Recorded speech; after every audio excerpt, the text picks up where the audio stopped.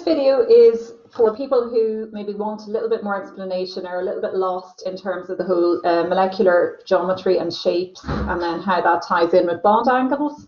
So I had sent you a couple of diagrams or sort of visuals, pictures, that might help. And I also sent you the PhET sort of simulator, so you can play around to explore the three-dimensional shapes of molecules, maybe just get it into your head a bit more what's going on, because it's quite difficult to tell when we're trying to represent three-dimensional molecules in 2 dimensions on a page, right? So first thing is, this is a nice, actually better than the one I put into your notes, just a summary of all the different shapes and the circumstances that they give rise to. So the key thing to notice here is that the electron pair geometry is going to be the same no matter what type of electron pairs you have, but obviously the molecular geometry, the end shape of the molecule will be different, and also the bond angles will change as well. So let's have a look at the bond angles. Now remember that a molecule, the VSEPR theory is that the electron pairs repel each other, and they will arrange themselves as far apart as possible, and that will affect the shape of the molecule. And the other aspect of VSEPR theory is that bond angles repel each other the most, and followed by the repulsion between bond angles and, lone pairs repel each other the most, followed by lone pair bonding pair repulsion, and the pairs that repel the least are the bonding pairs.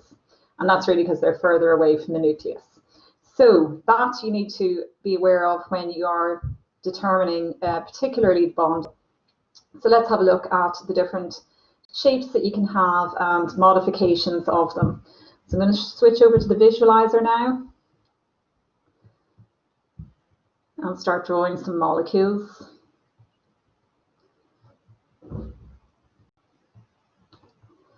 Okay, so we'll start with the linear, right? So we're going to talk about the basic shapes. Remember, everything is a modification of that. So we've got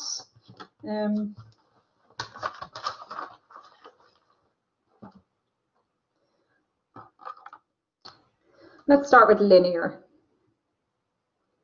Okay, so the most basic shape you have is a linear molecule, right? And that's where there's 2 electron pairs.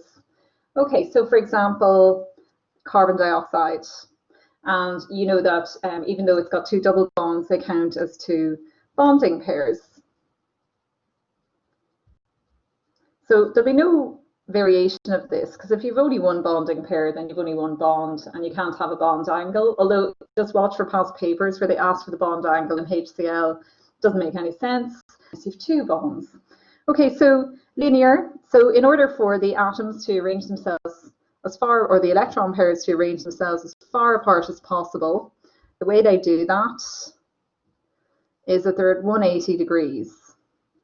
Okay, now apparently you can do this with balloons. If you sort of tie balloons together, right, they will automatically arrange themselves in the shapes of molecules. So if you're feeling bored over half term, you can try that.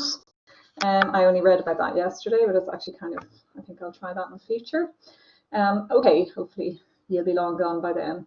So let's see, so that's linear, right? Next one is where there's 3 electron pairs.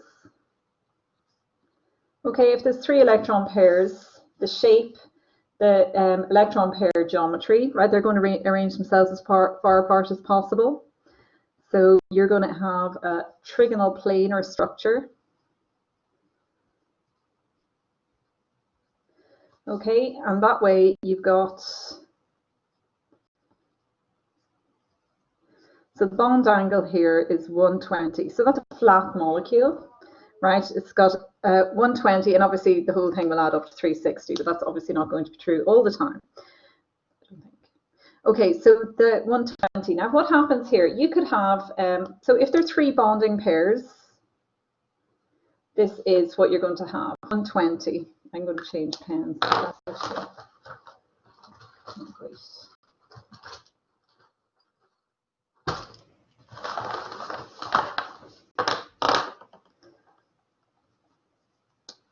So that's 120. Now, what happens if we change one of the bonding pairs to a lone pair, right? So now we're going to 2 bonding pairs and 1 lone pair. Now, because the repulsion between lone pairs and bonding pairs, so I'm just going to put them up here. I think you notice sort of like a, okay, just to show they're there, right? We're going to have, this angle is going to shrink. So this is going to become less than 120. And if you like, the angle here would be greater than 120. But it doesn't matter because it doesn't count because there's no actual bond here, all right? So this will become, these bonding pairs will be moved closer together, right? Because the repulsion between them is less than the repulsion between the lone pair and the bonding pair. Now, what I have said in your notes is to subtract 2.5 from the standard bond angle. So take 2.5 off that. It's just a guideline, works for the ammonia, water, methane setup, and I think it'll give you at least something to use. Okay, so here you're going to end up with 118.5 degrees. So that angle will shrink down to 118.5 degrees, right? And the why?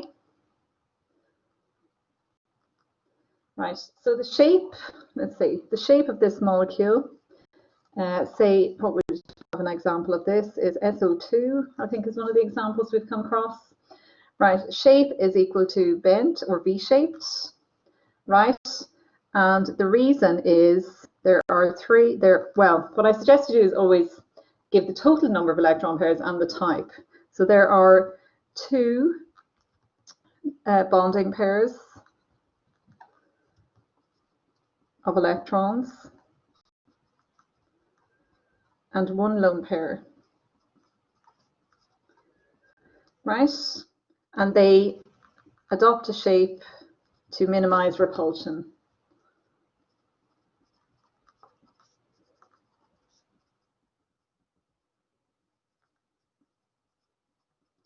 Between them. Okay, so that's the shape. Now, just when you're doing past paper questions, you'll see that there's a bit of overlap. Sometimes they ask you to explain a shape and then they have a reason using the bond angle. So I would give the works in any question to do with either shape or bond angle. I would just give the works on it.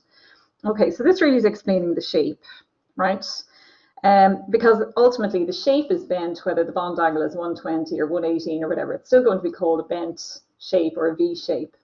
Now, the bond angle. Right, the explanation for bond angle is to do with the type of electron pairs you have. Bond angle, it is less than 120 degrees, or you could say it's approximately 118.5 degrees because the lone pair bonding pair repulsion is greater than bonding pair repulsion.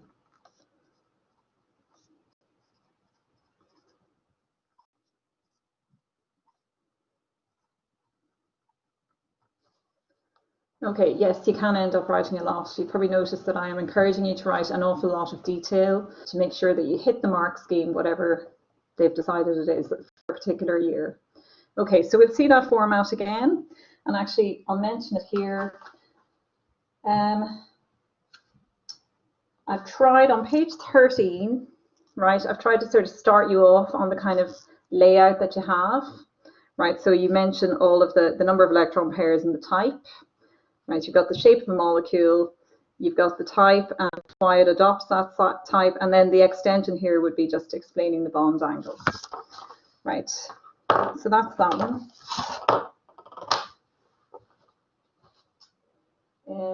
The next, this is the one that's on the specification, right, specifically, but you need to be really able to apply it to anything.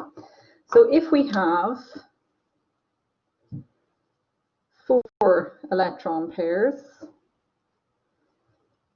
Okay, so for example, anything like CH4, CCl4, what else with SiH4, anything like that, anything with group 4 element in it with 4 single bonds is going to adopt the tetrahedral shape. Now you need to learn the bond angle for this. It's 109.5. So in a tetrahedron.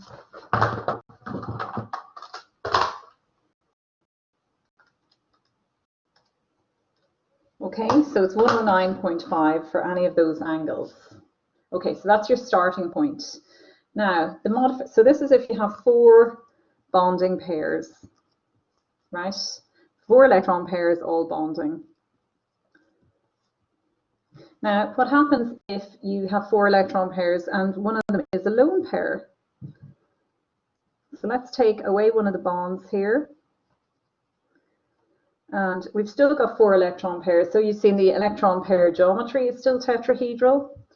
So we're going to put our little lone pair up there. Okay. So this time we have 3 bonding pairs and 1 lone pair. Now, we had started with a 109.5. So if all the electron pairs were equal, you would still have a bond angle of a 109.5 here. But because the repulsion, the lone pair bonding pair repulsion is greater, it's going to shrink that bond angle from 109.5, and you'll take away 2.5 and you'll end up with 107. So it'll be a 107. So will this. Okay? So your bond angles are all 107. Now this, an example of this is NH3, PCl3, PH3, NCl3, anything at all like that. All right? Where you have a group 5 element and 3 single bonds to it. Now, okay, so that's, and this ends up as trigonal pyramidal. So let's go through the explanation again. So shape, we're going to shape and explanation, and then bond angle and explanation. Okay, so the shape is trigonal pyramidal. And the explanation for that is there are 3 bonding pairs. Now, you'll often see, and I was just going to shorten that to BP, which you could do as long as you had indicated on the exam what, you could use that shorthand version later. And 1 lone pair of electrons. The molecule adopts a shape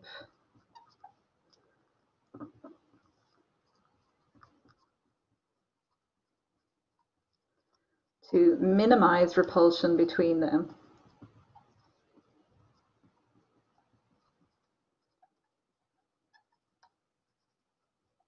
Okay, and the bond angle part, the bond angle is 107, right? And the explain is it is less than 109.5, right? So remember that would be your basic shape bond angle. Everything, all the electron pairs are equal. Okay, it's less because I'm going to use the LP-BP here, because LP-BP repulsion is greater than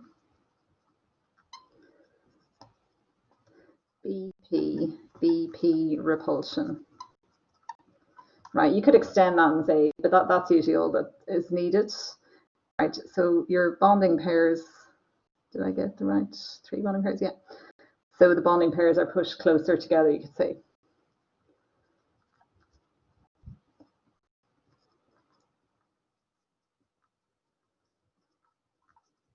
Okay.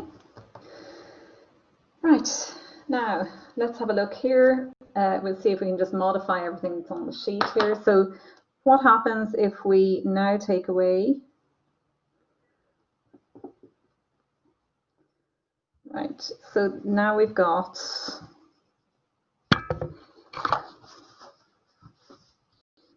a second, right? So we still have 4 electron pairs, but now we have got 2 bonding pairs and 2 lone pairs, okay? And this time right? It's still got a tetrahedral electron geometry, but this time the shape is, well, I'll put it over here. The shape is now bent. Okay, and the reason is this time there are two bonding pairs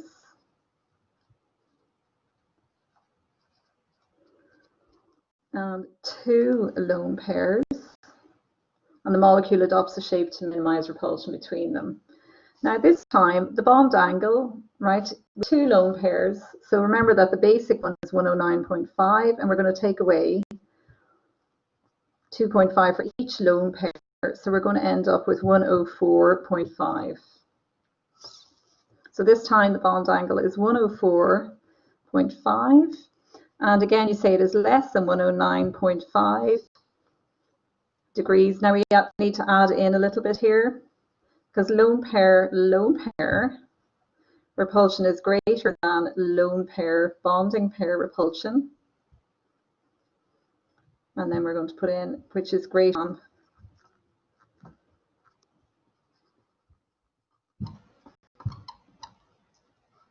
bonding pair repulsion.